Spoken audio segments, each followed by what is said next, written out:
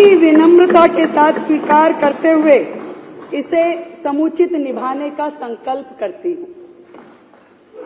हमारा यह बजट बाबा साहब के समता, पंडित दीनदयाल उपाध्याय के अंत्योदय, महात्मा गांधी के सर्वोदय और हमारे देश के यशस्वी प्रधानमंत्री श्री नरेंद्र मोदी जी के सबका साथ, सबका विकास, सबका विश्वास और सबका प्रयास, इन सिद्धांतों पे आधारित है।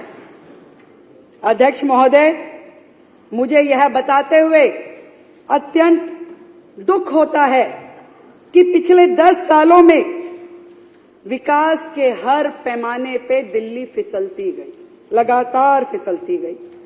जर्जर सड़कें, दूषित यमुना, सीवर ओवरफ्लो, स्वास्थ्य सुविधाओं की दयनीय स्थिति, वायु प्रदूषण के कारण से ये समझ में आता है कि पिछली सरकार के शासन और नीतियां जो थी उसके कारण से दिल्ली की जनता कितनी त्रस्त रही। पिछली सरकार ने दिल्ली की अर्थव्यवस्था को दीमक की तरह खोखला किया, दीमक की तरह। और दिल्ली जल बोर्ड घाटे में, डीटीसी घाटे में, दलितों के उत्थान के लिए बनाया गया कॉर्पोरेशन घाटे में, झुग्गी के विकास के लिए काम करने वाला ड्यूसिप पूरी तरह ठप, गंदा पानी, बहता सीवर, ये दिल्ली की पहचान बन चुकी थी। और ऐसे में इस सरकार का हमारे पास आना और इसको चलाना किसी चैलेंज से कम नहीं है सर, किसी चैलेंज से कम नहीं है। फिर भी मैं इन 2 लाइनों के माध्यम से सरकार की मंशा आपको बताना चाहती हूं कि यकीन हो तो कोई रास्ता निकलता है, यकीन हो तो कोई रास्ता निकलता है, हवा की ओट लेकर भी दिया जलता है। अध्यक्ष महोदय, मैं आपके माध्यम से पूरी दिल्ली की जनता को यह बताना चाहती हूं कि पिछली सरकार के राज्य में, आज तक की सरकारों के राज्य में 2023-24 का बजट था जो कि सबसे अधिक था, वो था 78,800 करोड़ रुपए। कागजों पे था, हुआ कुछ नहीं था, कागजों पे था पर था। पहली बार दिल्ली के इतिहास में ऐसा हुआ कि जब 2024-25 का बजट आया तो वो घट करके 2800 करोड़ रुपए घट करके मात्र 76,000 करोड़ रह गया, जो किसी भी राज्य के इतिहास में, दिल्ली के इतिहास में सबसे बुरी स्थिति थी, घट करके 76,000 करोड़। परंतु बड़े गर्व के साथ मैं आज इस सदन के समक्ष बताना चाहती हूं कि इस बार का दिल्ली सरकार का बजट ऐतिहासिक है। 1 लाख करोड़ रुपए का प्रस्तावित किया गया है, 1 लाख करोड़ रुपए का बजट प्रस्तावित किया गया है, 1 लाख करोड़ रुपए का बजट।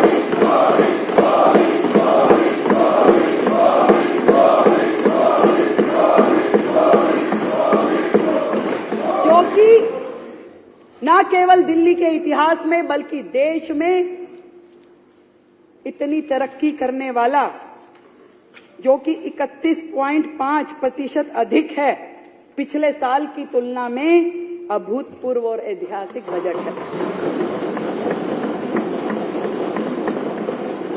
अध्यक्ष महोदय, जहां साल दर साल बजट बढ़ने की बजाय घटा, जहां जीडीपी की दर पूरे देश की तुलना में कम रही, राष्ट्रीय स्तर की अपेक्षा दिल्ली की प्रति व्यक्ति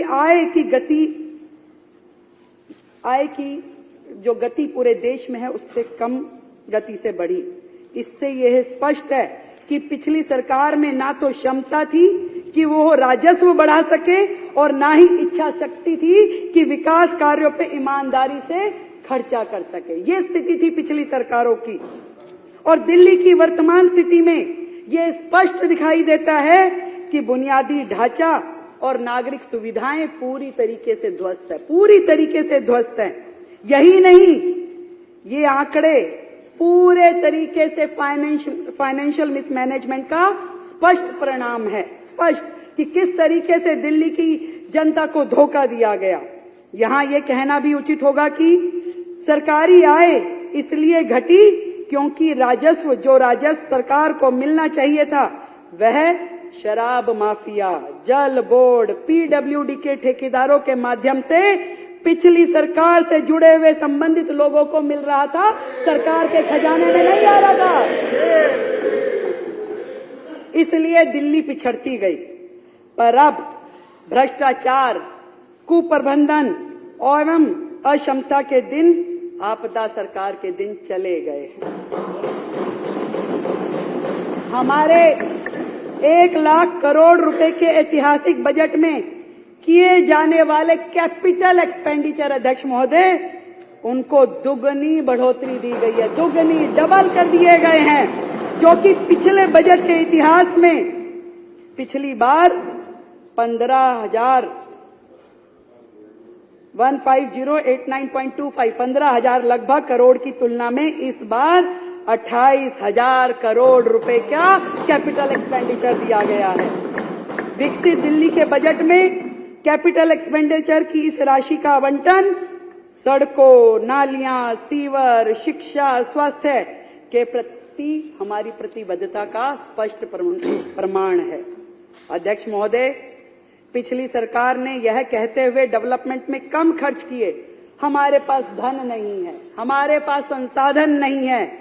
विडंबना यह है कि अगर पिछली सरकार ने दिल्ली में केंद्र सरकार की योजनाओं को मात्र राजनीतिक कारणों से यदि रोका ना होता तो शहर में स्वास्थ्य की, शहरी आवास, पानी, सीवर आदि विकास कार्यों में पैसों की कभी कमी नहीं होती, कभी कमी नहीं होती। राजनीतिक कारणों से हर योजना को रोका गया, परंतु दिल्ली का दुर्भाग्य रहा। अध्यक्ष महोदय, एक उदाहरण मैं प्रस्तुत करना चाहती हूं। सारा विश्व जानता है कि माननीय प्रधानमंत्री नरेंद्र मोदी जी के विजन पे आधारित आयुष्मान भारत योजना पूरे देश में लागू की गई, पूरे देश में लागू की गई। लाखों जरूरतमंद नागरिकों को इसका सीधा फायदा प्राप्त हुआ, सीधा फायदा। परंतु केंद्र के निरंतर अनुरोध करने के बावजूद लगातार कहा गया कि इसे दिल्ली में लागू कीजिए, लागू कीजिए, परंतु दिल्ली में वो लागू नहीं की गई। सिर्फ इसलिए कि तत्कालिक जो मुख्यमंत्री थे वो चाहते थे इस योजना में उनका नाम जोड़ दिया जाए, तब वो लागू करना चाहते थे, उनका नाम जोड़ दिया जाए। और इस जिद का खामियाजा पूरी दिल्ली को भुगतना पड़ा। कितने तकलीफ की बात है। जिन स्वास्थ्य सेवाओं का नाम, केवल नाम के कारण उन्होंने दिल्ली को आयुष्मान भारत से जोड़ के रखा, तोड़ के रखा।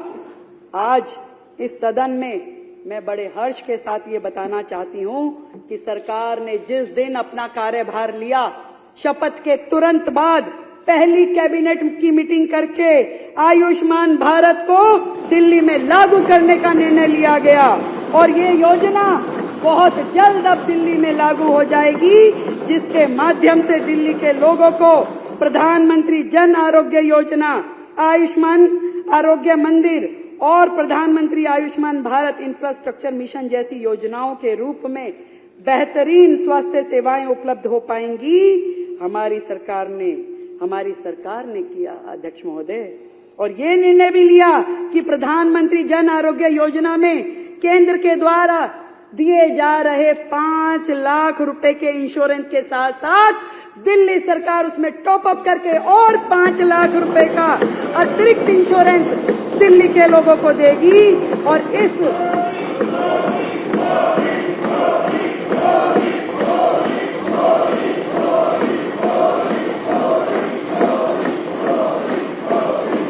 इस तरीके से दिल्ली की जनता को अब 10 लाख रुपए का इंश्योरेंस मिल पाएगा, और जिसके लिए हमने लगभग 2,144 करोड़ रुपए आवंटित करने का प्रस्ताव किया है।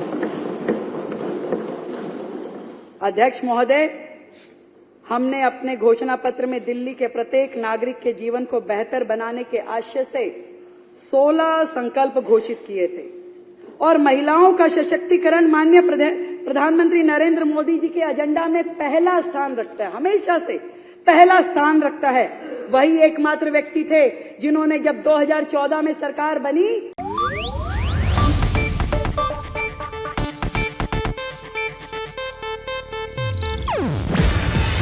ಇದು ಏಷ್ಯಾನೆಟ್ ನ್ಯೂಸ್ ನೆಟ್ವರ್ಕ್ ಪ್ರಸ್ತುತಿ.